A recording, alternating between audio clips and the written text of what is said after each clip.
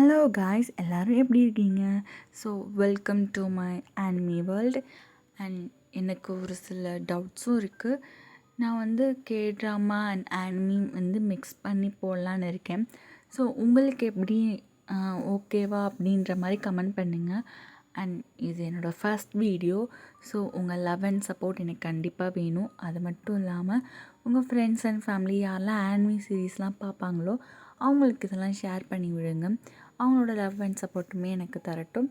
So மறக்காமல் என்னோடய சேனலை சப்ஸ்கிரைப் பண்ணி பெல் ஐக்கானை ஆன் பண்ணி வச்சுக்கோங்க. அப்போ தான் நெக்ஸ்ட் போகிற வீடியோஸ் எல்லாம் உங்களுக்கு நோட்டிஃபிகேஷனில் காட்டும்.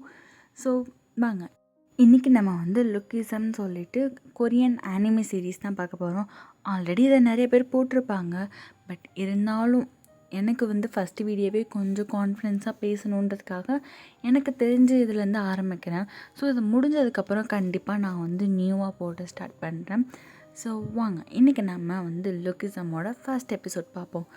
ஸோ இப்போ ஸ்டார்டிங்கில் பார்த்தோம்னா நம்ம கதைக்கான ஹீரோ ஹியோன்சோக் வந்து அப்படியே தூக்கத்துலேருந்து அப்படியே எழுந்துக்கிறான். அவன் எழுந்துக்கும் போது சீலிங்லாம் இடிக்குது.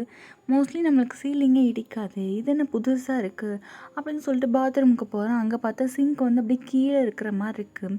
இது என்னடா புதுசாக இருக்குது அப்படின்னு சொல்லிட்டு அவனோட ஃபேஸை வந்து மிரரில் பார்க்குறான். பார்த்தா அப்படியே அவனுக்கே ஷாக்காக இருக்குது, இது நம்மளாம் அப்படின்ற மாதிரி. இப்போ அப்படியே 2 வீக்ஸ் பேக் காட்டுறாங்க. ஸோ அப்போ பார்த்தோம்னா நம்மளோட ஹியோன்சோக், அதாவது இப்போ ஹேண்ட்ஸமாக பார்த்தோமே, அவன் வந்து ரொம்பவே குண்டாக ஒரு மாதிரி அசிங்கமாக இருக்கிறான். அவனை வந்து செம்மையாக புள்ளி பண்ணிகிட்ருக்காங்க. டேசாங்னு சொல்லிட்டு ஒரு கேங்கு. அந்த கேங் வந்து அவனை போட்டு புள்ளி பண்ணிகிட்ருக்காங்க செம்மையாக. அவன் வந்து நாய் மாதிரி கத்த சொல்கிறது, பன்னி மாதிரி பண்ண சொல்கிறது அப்படின்னு சொல்லிட்டு இருக்கும்போது ஒரு பொண்ணை தெரியாமல் நிமிந்து பார்ப்பான். அந்த பொண்ணு வந்துட்டு இவன் என்னை பார்க்குறான்னு சொல்லி வேணுக்குமே டேசாங் கிட்ட மாட்டி விடவும், நீ என்னடா அந்த பொண்ணை பார்க்குறியான்னு சொல்லிட்டு போட்டு அடின்னு அடித்து பாவம் அவன் ரொம்பவே அழுவான். ஸோ அப்படியே வீட்டுக்கு வரான். வீட்டுக்கு வந்து அவனோட நிலைமையை நினச்சி பார்த்து ரொம்பவே அழுதுட்ருக்கான். அவனால் அதை பியர் கூட பண்ண முடியல, இந்த பெயின்ஸ் எல்லாத்தையுமே. ஸோ பசிக்குதுன்னு சொல்லிட்டு அப்படியே ரேமன்லாம் செய்யலான்னு சொல்லிட்டு அந்த தண்ணியெல்லாம் அப்படி கொதிச்சிட்ருக்கு.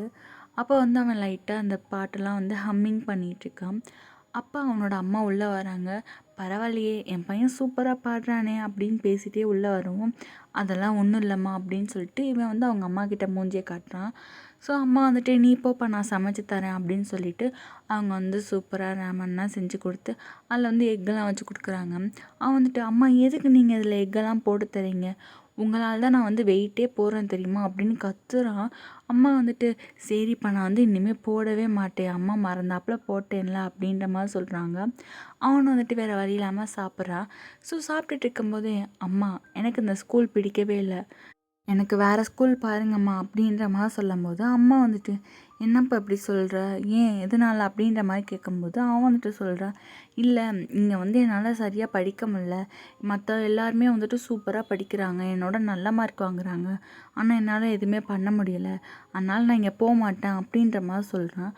அப்போ அம்மா வந்துட்டு எதுக்குப்பா அப்படிலாம் சொல்கிற, நீயும் நல்லா படித்தா நல்ல மார்க் வாங்குவ, அது மட்டும் இல்லாமல் வேறு ஸ்கூல் போனேன்னா உன் ஃப்ரெண்ட்ஸ் எல்லாம் மிஸ் பண்ண மாட்டியா, அது மட்டும் இல்லாமல் என்னால் வேறு ஸ்கூல் மாற்ற முடியாது, ஏன்னா இவ்வளோ கம்மியான ரெண்ட்டுக்கு நம்மளுக்கு வேறு எங்கேயும் வீடு கிடைக்காதுப்பா அப்படின்ற மாதிரி அவங்களோட கஷ்டத்தெல்லாம் சொல்ல ஆரம்பிக்கிறாங்க. ஆனால் இதை கேட்கும்போது ஹியோன்சாக்கு வந்துட்டு ரொம்பவே காண்டாகுது. என்னம்மா நீங்கள் எப்போ பார்த்தாலும் இப்படி தான் பண்ணுறீங்க அப்படின்னு சொல்லிட்டு கோவத்தில் வந்து அப்படியே செவுத்தை போட்டு குத்துறான். அப்போ அந்த செவரே வந்து உடஞ்சி போயிடுது. அம்மா அதை பார்த்து செம ஷாக் ஆகிடுறாங்க. அப்போ வந்துட்டு அவன் என்ன சொல்கிறான்னா, நீங்கள் எனக்காக எதுவுமே பண்ண மாட்டேங்கிறீங்க அப்படின்னு சொல்லிட்டு ரூம்குள்ளே கோச்சிட்டு போயிடுறான். இப்போ வந்து அப்படியே நெக்ஸ்ட் டே ஆகுது. நெக்ஸ்ட் டே அதே மாதிரி ஸ்கூலுக்குலாம் போகிறான். போயிட்டுருக்கும்போது தெரியாமல் ஒரு பொண்ணு மேலே இடிச்சிடறான். ஆக்சுவலாக அந்த பொண்ணு தான் இவன் மேலே இடிச்சிடுது ஃபோனை பார்த்துட்டே வந்து. ஸோ இவன் கீழே விழுந்துடுறான். விழுந்ததுமே வந்துட்டு சாரி என்னை மன்னிச்சிடுங்க அப்படின்ற மாதிரி சொல்லவும், அந்த பொண்ணு வந்துட்டு ஏய் என்ன கண்ணை எங்கே வச்சுட்டு வர அப்படின்ற மாதிரி திட்டுறா. ஆனால் நம்ம ஹியோன்சாக் வந்து சொல்கிறான், நீ தானம்மா ஃபோனை பார்த்துட்டே வந்தா அப்படின்ற மாதிரி சொல்லவும், இப்போ வந்து டேசன் கேங்கில் ஒரு பொண்ணு இருப்பா இல்லையா, அந்த பொண்ணு வந்துட்டு டேய் என்ன எதிர்த்து பேசுகிறா அப்படின்னு சொல்லிட்டு அவன் வந்து அடிக்கிற மாதிரி வரான். ஸோ இவன் வந்துட்டு பயந்துட்டு நான் மன்னிச்சிருங்கன்னு சொல்லும்போது டேசாங் அங்கே வந்துட்டு போய் என்னோடய ஜிம் ட்ரெஸ் எட்டு வா அப்படின்ற மாதிரி சொல்லவும், அவன் வந்துட்டு போய் எடுத்துகிட்டு வரேன் சார் அப்படின்ற மாதிரி அவங்க சொல்கிற வேலையெல்லாம் பண்ணிகிட்ருக்கான். இப்போ அப்படியே கிரவுண்டில் பார்த்தோம்னா இந்த டேசன் கேங் ஒன்று இருக்குது, இன்னொரு கேங் இருக்குது. 2 புள்ளி கேங்குமே வந்துட்டு ஒரு பெட் மாதிரி கட்டுறாங்க. என்னென்னா யாரோட பால் வந்து ஹியான்சாக் மேலே படுதோ அவங்க தான் வின்னு அப்படின்ற மாதிரி. ஸோ இப்போ ஃபஸ்ட்டு டேசாங் வந்து அந்த பால் வச்சு கிக் பண்ணுவான். ஆனால் நம்ம ஹியான்சாக் வந்துட்டு ரொம்பவே பயமாக இருக்குது. ஸோ டக்குன்னு கீழே குனிஞ்சுக்கிறான். அதை பார்த்ததும் டேசாங்க்கு செம்ம காண்டாகுது. இப்போ வந்து இன்னொரு கேங்கில் இருப்பான்ல, அவன் வந்துட்டு அந்த பாலை வச்சு ஒரு கிக் விடுறான். கரெக்டாக போயிட்டு நம்ம ஹியான்சாக்கோட வயிற்றுலேயே அடிச்சிருது. பாவம் அவனால் அந்த வலியை கூட தாங்க முடியாமல் அங்கேயே அழுக ஸ்டார்ட் பண்ணுறான். அப்போ வந்துட்டு அந்த ஆப்போசிட் கேங் வந்து நாங்கள் ஜெயிச்சிட்டோம் அப்படின்னு சொல்லி டேசாங்கை ரொம்பவே வெறுப்பேற்றுறாங்க. அப்போ டேசாங் வந்து ஹியான்சாக் கிட்ட வரான். வந்துட்டு ஏண்டா நான் பாலை கிக் பண்ணும்போது மட்டும் தப்பிச்சான், அவன் கொடுத்த அடியை மட்டும் வாங்கிக்கிறா அப்படின்ற மாதிரி சொல்லவும் இவன் வந்துட்டு டேசாங் ப்ளீஸ் டேசாங் என்னை எதுவுமே பண்ணாத, வேணும்னா அந்த பெட்டுக்கான காசு நான் தரேன் அப்படின்ற மாதிரி சொல்லவும், டேய் என்னை பார்த்தா என்ன உனக்கிட்ட காசுக்கு கெஞ்சுற மாதிரி இருக்கா அப்படின்னு சொல்லிட்டு ஒரு பஞ்சு வைக்கிறான். பாவம் அவனால் ப்ரீத் கூட பண்ண முடியல ஹியான்சாக்கால். அவன் அப்படியே பிடிச்சி கீழே உட்காந்துடுறான். உன்னால் தான் எல்லாமே போச்சு அப்படின்ற மாதிரி சொல்லிட்டு அவன் அப்படியே ஷர்ட்டை பிடிச்சி தூக்குறான். நான் அடித்தது லைட்டாக தான் அடித்தேன், உடனே அப்படியே நடிப்ப போடுறேன்னு சொல்லி கன்னத்துலேயே ஒரு அடி வைக்கவும் இப்போ வந்து டேய் என் பையன் மேலேருந்து கையேறான்னு சொல்லி ஹியான்சாக்கோட அம்மா அங்கே வந்துடுறாங்க. அங்கே வந்துட்டு டேசாங் போட்டு அடிக்கிறாங்க. எதுக்குடா என் பையனை அடிக்கிற வைக்கிறேன்னு சொல்லும்போது, இல்லை ஆண்டி நாங்கள் கேமுக்காக தான் அப்படிலாம் பண்ணுறோம், என்னடா இதான் அவங்க ஊரில் கேமான்னு சொல்லிட்டு ஹியான்சாக் கிட்டே போகிறாங்க. அங்கே போயிட்டு எனக்கு என்னாச்சு, உனக்கு ஓகே தானே, நீங்கள் எல்லோரும் இப்போ பிரின்ஸிபல் ஆஃபீஸ்க்கு வாங்கன்னு சொல்லிட்டு அம்மா வந்து கத்திட்டு இருக்காங்க. இப்போ ஹியான்சாக் வந்துட்டு அம்மா இங்கேருந்து போங்க, நீங்கள் எதுக்கு இங்கே வந்தீங்கன்னு சொல்லிட்டு அம்மாவை பார்த்து கத்திடுறான். அம்மாவுக்கு வந்து அப்படியே ஷாக் ஆகிடுது. டேசாங் என்னை மன்னிச்சிரு அப்படின்னு சொல்லிட்டு ஹியான்சாக் தேவையில்லாமல் டேசாங் கிட்டலாம் போயிட்டு சாரி கேட்டுட்ருக்கான். இப்போ வந்து அப்படியே ஈவினிங் ஆகுது. இப்போ வீட்டுக்கு போகலாமா வேணாமான்னு ஊரை சுற்றி சுற்றி ஹியான்சாக் வந்துட்டு வீட்டுக்கு லேட்டாக தான் போகிறான். கதவு திறக்கமே அம்மா வந்து வாசல்லே தான் உட்காந்துருக்காங்க. ஸோ அம்மா வந்துட்டு வாப்பா நான் உன்கிட்ட கொஞ்சம் பேசணும் அப்படின்னு சொல்லி கூப்பிடும்போது இவனும் அம்மா கிட்டே போகிறான். அம்மா மத்தியானம் நடந்துச்சுல அப்படின்னு சொல்லி ஸ்டார்ட் பண்ணும்போது அம்மா வந்துட்டு நான் உனக்கு வேறு ஸ்கூல் பார்த்துருக்கேன், ஆனால் என்னால் அங்கே வர முடியாது, ஏன்னா அம்மாவுக்கு இங்கே நிறைய ஒர்க் இருக்குது, ஸோ நீயாக தான் அங்கே பார்த்துக்கணும், நான் வேணால் மாதம் மாதம் காசு அனுப்பிச்சி விட்றேன் சரியா, நான் வந்து இது உங்கள் டீச்சர்கிட்ட கேட்டு தான் மாற்றிருக்கேன், ஸோ உனக்கு அந்த ஸ்கூல் கண்டிப்பாக பிடிக்கும், நீ அங்கே போய் நல்லா படித்து இருந்துக்கோ சரியா அப்படின்ற மாதிரி சொல்லவும் இவனுக்கு ரொம்பவே அழுக வருது. அப்போ அம்மா வந்துட்டு சரி இருப்பா நான் போய் உனக்காக சமைச்செல்லாம் எடுத்துகிட்டு வரேன் அப்படின்னு சொல்லிட்டு போகிறாங்க. இப்போ வந்து ஸ்கூல் மாறிட்டான். ஸோ இப்போ அவனோட திங்ஸ் எல்லாம் பேக் பண்ணிவிட்டு அந்த ஊருக்கு போகிறான். அங்கே போய் பார்த்தா இவனுக்காக ஒரு அழகான சின்ன வீடு இருக்குது. ஸோ அங்கே போயிட்டு அவனோட பேக்கெல்லாம் வச்சுட்டு அம்மாவுக்கு கால் பண்ணி சொல்கிறேன் இந்த மாதிரி நான் ஊருக்கு வந்துட்டேன், எனக்கு எங்கள் வீடெல்லாம் பிடிச்சிருக்குமா அப்படின்னு சொல்லிட்டு அவன் ஜாலியாக பேசிகிட்டு இருக்கான். ஸோ அதுக்கப்புறம் வந்துட்டு சரி வெளியே போயிட்டு வரலாம்னு சொல்லிட்டு அந்த ஊரை சுற்றி பார்க்கலான்னு சொல்லிட்டு வெளியே வந்து சுற்றி பார்க்கும்போது அகெயின் வந்துட்டு ஒரு பொண்ணு மேலே இடிச்சிடறான். ஸோ அந்த பொண்ணு வந்து சாரி நான் வந்து ஃபோனை பார்த்தே வந்தேன், நான் சரியாக கவனிக்கல என்னை மன்னிச்சிருங்கன்னு சொல்லிட்டு அந்த பொண்ணு வந்து மன்னிப்பு கேட்குது.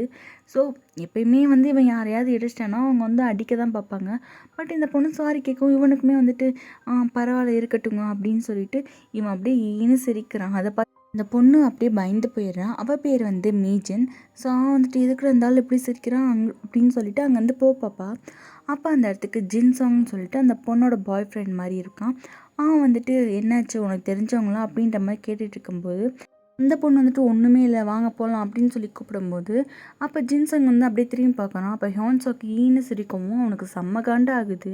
அப்போ வந்துட்டு ஜின்சங் கேட்குறான் எதுக்குடா என்னை பார்த்து சிரிக்கிறேன்னு கேட்கவும் அவன் வந்துட்டு சொல்கிறான் இல்லை நாங்கள் ரெண்டு பேரும் தெரியாமல் இடிச்சிட்டோம் சாரி அப்படின்ற மாதிரி சொல்லவும் என்னது ஏன் அளவே இடிச்சிட்டியா, என்ன தைரியம் தான் இடிச்சிருப்பா அப்படின்னு சொல்லிட்டு ஹியான்சாக்கை போட்டு அடின்னு அடிக்கிறான். அடித்த அடியில் அவனுக்கு ரத்தமே வந்துருச்சு.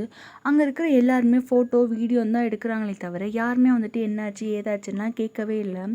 ஸோ நம்ம ஹியான்சாக் வந்துட்டு ரொம்பவே கவலையாக இருக்குது. வீட்டுக்கு போகிறான். அங்கே போயிட்டு ஃபோனில் பார்க்குறான். பார்த்தா எல்லாருமே வந்து இவனை தான் கமெண்ட் பண்ணி கலாச்சி வச்சுருக்காங்க. அதை பார்க்கும்போது அவனுக்கு இன்னுமே அழுகையாக வருது. ஸோ அப்படியே அழுதுகிட்டே அப்படியே தூங்குறான்.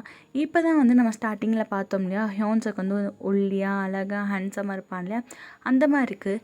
இப்போ வந்து விட்டதுலேருந்து அப்படியே ஸ்டார்ட் பண்ணுவோம். அதாவது அந்த மிரரை பார்த்து நானா இது அப்படின்னு சொல்லியிருப்பேன்ல, அதுக்கப்புறம் என்ன ஆகுதுன்னு பார்ப்போம். ஸோ அதெல்லாம் பார்த்துட்டு அவனுக்கு செம்ம ஷாக்காக இருக்குது. ஹாலுக்கு வந்து பார்த்தா குண்டா இருக்கிற ஹியான்சாக் வந்து படுத்து தூங்கிட்டு இருக்கான். அவனை போய் எழுப்புறான். அவன் வந்து எந்திரிக்கவே இல்லை. அப்போ கன்னத்தில் பலார்னு ஒன்று வைக்கவும் டக்குன்னு அவன் எந்திரிக்கும். ஓ! இதெல்லாம் கனவா? கொஞ்சம் பயமாக இருந்தாலும் நல்லா தான் இருந்துச்சுன்னு சொல்லிட்டு அகைன் படுத்துக்கிறான். அப்போ சைடில் பார்த்தா அந்த ஒல்லியாக இருக்கிற ஹியோன்சாக் படுத்து கிடக்குறான். அப்போ பயந்து போயிட்டு மறுபடியும் அவனை போய் எழுப்ப ட்ரை பண்ணுறான். என்னடா இது ஒன்றுமே புரியலன்னு சொல்லிட்டு இவன் போய் மறுபடியும் தூங்குறான். அப்போ அங்கிட்டு இருக்கிற ஹியோன்சாக் வந்து எழுந்துக்கிறான். ஓ! இப்படி தான் மாறுதா? சரி ஃபஸ்ட்டு நம்ம போய் ஹாஸ்பிட்டலுக்கு கால் பண்ணுவோம் அப்படின்னு சொல்லிட்டு ஃபோன் ஆன் பண்ணி பார்த்தா அதில் வந்து அந்த போஸ்ட் இருக்கும் இல்லையா, நம்ம ஹியோன்சாக்கை கலாய்ச்ச போஸ்ட்டு. அதை பார்க்கவும் கொஞ்சம் காண்டாகுது. அது மட்டும் இல்லாமல் நம்ம குண்டா இருக்கிற ஹியோன்சாக்கை பார்த்தா கொஞ்சம் பாவமாக இருக்குது. சரி நம்மளுக்கு வந்து இப்படி மாறிடுச்சுல, ஸோ இதை வச்சு நம்ம லைஃப்பை சேஞ்ச் பண்ண பார்ப்போம் அப்படின்னு சொல்லிட்டு இப்போ அப்படியே நெக்ஸ்ட் டே ஆகுது. நெக்ஸ்ட் டே வந்து நியூ ஸ்கூல் இருக்கும் இல்லையா, அங்கே பார்த்தோம்னா கிம்மன் சொல்லிட்டு ஒரு ஹேண்ட்ஸம் பாய் அப்படியே போயிட்டுருக்கான். அவனை சுற்றி பொண்ணுங்க வந்துட்டு ஓ ஹேண்ட்ஸமாக இருக்கானே அப்படி இருக்கானேன்னு சொல்லிட்டுலாம் பேசிகிட்டு இருக்காங்க.